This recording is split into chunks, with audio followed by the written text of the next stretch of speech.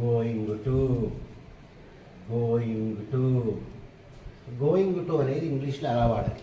ఇక్కడ going to అంటే వెళుతున్నాడు అని కాదు, గోయింగ్ టు అంటే వెళుతున్నాడు అని కాదు, చెయ్యబోతున్నాడు అని, ఈ పని చెయ్యబోతున్నాడు అనేటువంటి మీనింగ్లో మనం దీన్ని వాడతాం అన్నమాట. ఎప్పుడు వాడతాం గోయింగ్ టు అంటే when you make plans for future.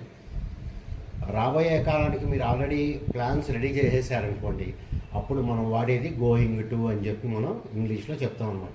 ఇప్పుడు చూడండి ఎలా, he is going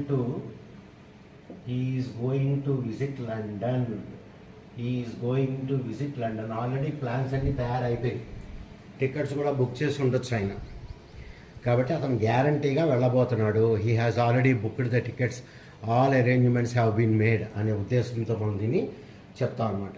so going to అనేది ఇక్కడ